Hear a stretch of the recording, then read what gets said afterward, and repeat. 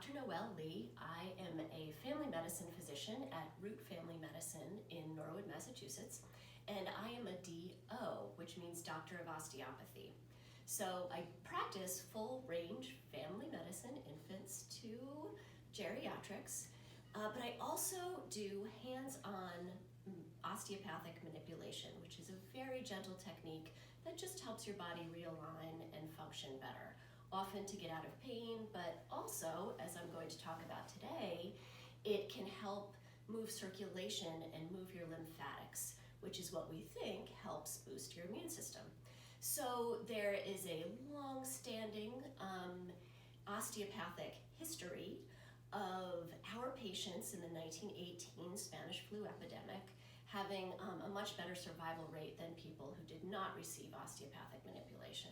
This is something everyone who's been through osteopathic school has been taught every time we learn a lymphatic technique. The numbers are there, they are not case controlled. Is this scientific?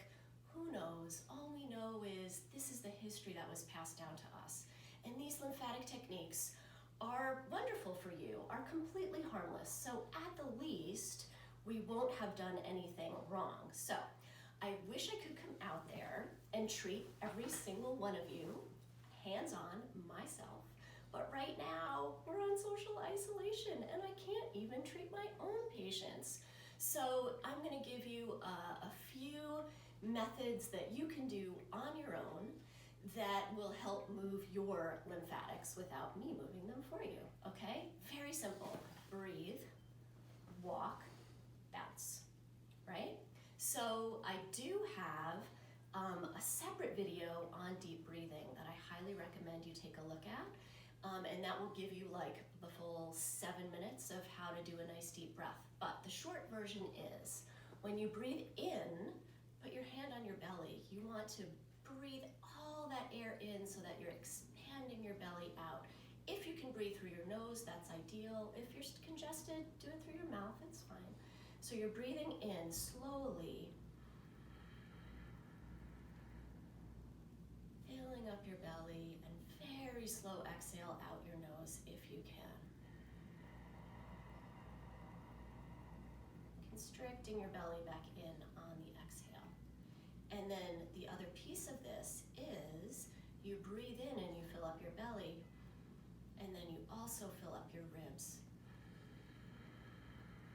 expanding all the way around and into your upper chest. So one nice deep breath looks like this. Breathing out and breathing in.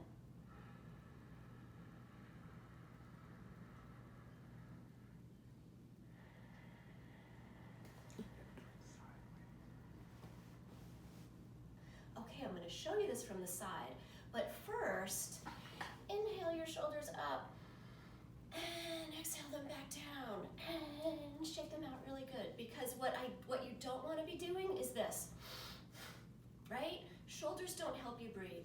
There's a very slight shoulder movement as you breathe in that's a result of you expanding your rib cage, but you should actively be moving your shoulders. Okay, so let's try this again. Breathing in.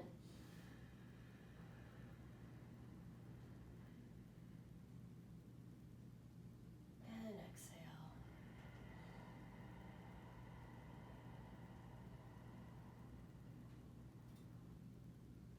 And so when you really get that nice, loose, deep movement of your diaphragm, it helps your venous and lymphatic drainage come back to your heart. And so it's circulating it through your whole body a little bit faster and more efficiently. And the side benefit of that being, we also know that it helps anxiety and helps your nervous system calm down. So highly recommend deep breathing. Again, check my other video for that. So the other thing that is well recognized in medicine to help move your lymphatics is any kind of exercise, because any kind of calf muscle pump, and actually any muscle pump in general, but especially we do think of calves moving because it pumps it all the way up from your feet, helps, again, increase that venous return, increase that lymphatic return. So here's a couple words of advice I have on actually how to walk. And something that's really important is not just the calf muscles, it's this crosswise movement from one side to the other, and it actually rocks your hips and rocks your sacrum and makes your shoulders move, and so gets this lymphatic pump going in your whole body. So what you have to do is think of yourself as a runway model. Have you watched them walk lately? It's such a beautiful fluid motion. So when you're walking, you want it to look like this. Obviously, you can speed that up. But you want to swing your hips, you want to rock your shoulders, you want to be really loose through your whole body. Because the looser you can be, the more movement that you get all the way from the tips of your toes up to the top of your head. So give that a shot. Walk around your house for a second, right? And obviously, you know, if we're out walking, we're going to do this a lot faster. I know this looks silly, right? But if I did nothing but make you laugh today, we're good. So when you're walking around, you just have to make sure that you get this nice swinging motion of your arms and your hips. So ideally, not holding a water bottle or not having a backpack on. I mean, we do the best we can.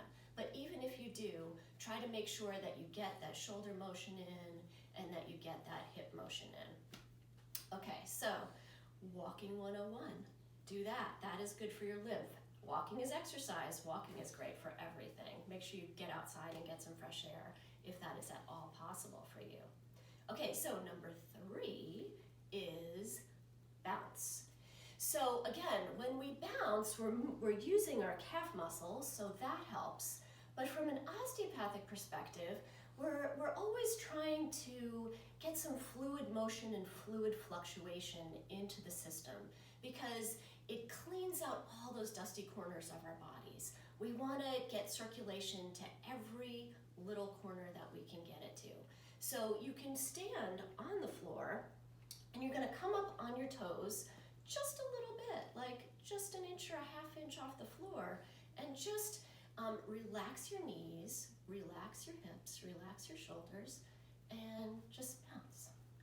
And so you should get a little bit of motion in your hands and in your shoulders. Now, and actually what I would recommend you do is set a timer for 1 minute and do this a couple times a day. It feels kind of good, actually. Again, if I did nothing today but make you laugh, like we're in good shape because laughing moves your diaphragm and that helps move your lymph. Yay! So if you have a trampoline at home, you can get even a little bit more motion in here. So mini trampolines are great because really the motion you want to get is a teeny tiny motion. It's these very subtle micro motions that really help the lymphatics move. So even on a mini trampoline, you're only just coming to your toes. My heels are actually still contacting the surface of the trampoline.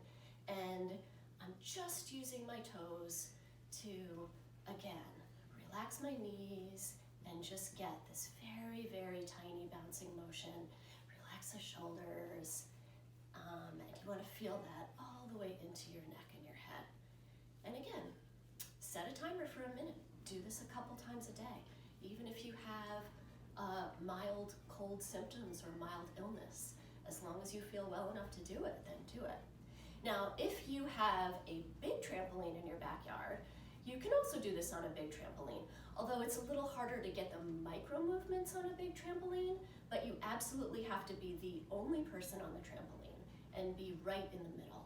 And again, like, it's just this tiny little rocking motion. There's nothing wrong with jumping if you feel like jumping, but specifically for lymphatics, you know, so see what happens when you jump is you tense up, right? So it's a different thing that's happening. And again, well, is this scientifically studied? No. This is just my opinion. This is what people think who think about lymphatic motion. It's this tiny motion that really, and you keep doing it until you can feel just that fluid fluctuating from the top of your head to the tips of your toes. So 3 things today: breathe, walk, bounce. self-osteopathic treatment for your lymphatics and your immune system. I will have another video coming about rib raising, which is a way to get your whole chest and rib cage moving.